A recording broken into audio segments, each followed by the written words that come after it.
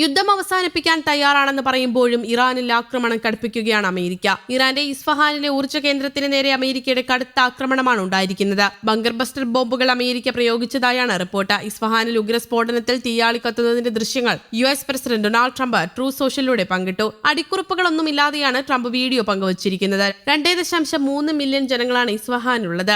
ഇതിന് ആണവ കേന്ദ്രത്തിന് പുറമെ ബദർ സൈനിക താവളവും ഇവിടെയാണ് സ്ഥിതി ചെയ്യുന്നത്. ഒരു ബങ്കർ ബസ്റ്റർ ബോംബിന് ഏകദേശം 2000 പൗണ്ട് ഭാരം വരും. ഇതിനു പുറമെ ഭൂമി തുളച്ചു കയറുന്ന വിവിധ ഇനം ബോംബുകളും അമേരിക്ക പ്രയോഗിച്ചതായി റിപ്പോർട്ടുകളുണ്ട്. ഇറാന്റെ സമ്പുഷ്ടീകരിച്ച യുറേനിയം ഇസ്ഫഹാനിലെ കേന്ദ്രത്തിൽ സൂക്ഷിച്ചിരിക്കുന്നുവെന്നാണ് കരുതുന്നത്. കഴിഞ്ഞ ജൂണിൽ അമേരിക്ക ആക്രമണം നടത്തിയപ്പോഴും ഇസ്ഫഹാനിൽ ബോംബിട്ടിരുന്നു. മാധ്യമ റിപ്പോർട്ടുകൾ പ്രകാരം ഇറാനിലെ ഒരു പ്രധാന നഗരമായ ഇസ്ഫഹാനിലെ ഒരു വലിയ ആയുധ ഡിപ്പോയെയാണ് ആക്രമണം ലക്ഷ്യമിട്ടത്. ഇറാന്റെ ആണവ പദ്ധതികളുമായി ബന്ധമുള്ളതായി കരുതപ്പെടുന്ന കേന്ദ്രങ്ങളും ബദർ സൈനിക എയർബേസും ഉൾപ്പെടെയുള്ള നിർണായക സൈനിക ആണവ ബന്ധിത അടിസ്ഥാന സൗകര്യങ്ങളുടെയും കേന്ദ്രം കൂടിയാണ് ഈ നഗരം. റിപ്പോർട്ടുകളിൽ ഉദ്ധരിച്ച സമീപകാല രഹസ്യാന്വേഷണ വിലയിരുത്തലുകൾ പ്രകാരം ഏകദേശം 540 കിലോഗ്രാം വരുന്ന ഉയർന്ന ശുദ്ധീകരിച്ച യുറേനിയം ശേഖരത്തിന്റെ ഗണ്യമായ ഭാഗം ഇറാൻ ഇസ്ഫഹാനിലെ ഭൂഗർഭ കേന്ദ്രങ്ങളിലേക്ക് മാറ്റിയതായി സൂചിപ്പിക്കുന്നുണ്ട്. US-ഉം ഇസ്രയേലും ഇറാന് നേരെയുള്ള സൈനിക നടപടി വർദ്ധിപ്പിക്കുകയാണ്. ഇതിന് ഒരു ദിവസം മുമ്പ് നടന്നുകൊണ്ടിരിക്കുന്ന സംഘർഷം അവസാനിപ്പിക്കാനുള്ള ഒരു കരാറിൽ ഉടൻ എത്തിയില്ലെങ്കിൽ ഇറാന്റെ ഊർജ്ജ ആണവാടിസ്ഥാന സൗകര്യങ്ങളുടെ വ്യാപക നാശമുണ്ടാകുമെന്ന് Trump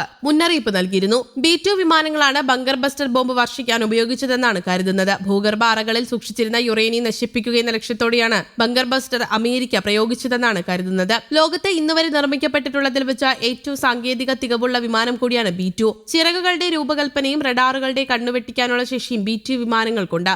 2 പൈലറ്റുമാരാകും B-2 വിമാനത്തിലുണ്ടാവുക. Operation midnight ഹാമറിൽ 7 B-2 വിമാനങ്ങളാണ് അമേരിക്കൻ സൈന്യം ഉപയോഗിച്ചത്. ഇതിൽ നിന്നായി 14 ബങ്കർ ബസ്റ്റർ ബോംബുകളും വിക്ഷേപിച്ചു. ഫോർഡോ, നദാൻസ്, ഇസ്ഫഹാൻ എന്നിവിടങ്ങളിലാണ് US എന്ന ബങ്കർ ബസ്റ്റർ പ്രയോഗിച്ചത്. അതേസമയം ഹോർമൂസ് കടലിടുക്ക് ഏറെക്കുറെ അടഞ്ഞുകിടക്കുകയാണെങ്കിൽ പോലും ഇറാനെതിരായ US സൈനിക നടപടി അവസാനിപ്പിക്കാൻ തയ്യാറാണെന്ന് ഉദ്യോഗസ്ഥരോട് പ്രസിഡന്റ് ട്രംപ് പറഞ്ഞു.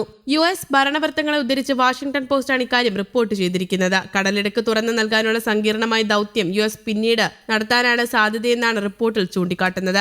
ഇപ്പോൾ ഈ ദൌത്യത്തിനിറങ്ങിയാൽ യുദ്ധം നേരത്തെ നിശ്ചയിച്ച 4 മുതൽ 6 ആഴ്ച വരെ എന്ന സമയപരിധിക്ക് അപ്പുറത്തേക്ക് പോകുമെന്നും ട്രംപ് അദ്ദേഹത്തിന്റെ ഉപദേഷ്ടാക്കളെ വിലയിരുത്തിയതായി US മാധ്യമം പറയുന്നു. ഇറാനിയൻ നാവികസേനയുടെയും മിസൈൽ ശേഖരത്തിന്റെയും ശക്തി ക്ഷയിപ്പിക്കുക, നിലവിലെ ശത്രുത അവസാനിപ്പിക്കുക, കൂടാതെ ഹോർമൂസിലൂടെയുള്ള വ്യാപാരത്തിന്റെ സ്വതന്ത്ര ഒഴുക്ക് പുനരാരംഭിക്കാൻ ഇറാനുമേൽ നയതന്ത്രപരമായ സമ്മർദ്ദം ചെലുത്തുക എന്നിവയാണ് US കൈവരിക്കേണ്ട പ്രധാന ലക്ഷ്യങ്ങളെന്ന് ട്രംപ് തീരുമാനിച്ചതായും റിപ്പോർട്ടിൽ പറയുന്നു. അത് പരാജയപ്പെട്ടാൽ കടലിടുക്ക് വീണ്ടും തുറക്കുന്നതിന് നേതൃത്വം നൽകാൻ യൂറോപ്പിലെയും ഗൾഫിലെയും സഖ്യകക്ഷികളെ വാഷിംഗ്ടൺ സമ്മർദ്ദം ചെലുത്തുമെന്ന് US ഉദ്യോഗസ്ഥർ പറഞ്ഞു. ഒരു നിശ്ചിത സമയപരിധിക്കുള്ളിൽ കടലിടുക്ക് തുറന്നു നൽകിയില്ലെങ്കിൽ ഇറാന്റെ ഊർജ്ജാടിസ്ഥാന സൗകര്യങ്ങൾ ബോംബിടുമെന്ന് അദ്ദേഹം പലപ്പോഴും ഭീഷണി മുഴക്കിയിട്ടുണ്ട്. ചില ഘട്ടത്തിൽ ഹോർമൂസ് തങ്ങളുടെ വിഷയമല്ലെന്നും അത് ആശ്രയിക്കുന്നത് മറ്റു രാജ്യങ്ങൾ ആണെന്നും അത് പരിഹരിക്കേണ്ട പ്രശ്നമാണെന്നും ട്രംപ് ചൂണ്ടിക്കാട്ടി. ഹോർമൂസ് തുറക്കുന്നതിന് യുദ്ധക്കപ്പലുകൾ അയക്കാൻ യൂറോപ്യൻ രാജ്യങ്ങൾ തയ്യാറാകാത്തതിനെ തുടർന്നായിരുന്നു ട്രംപ് ഇത്തരത്തിലുള്ള നിലപാട് സ്വീകരിച്ചത്.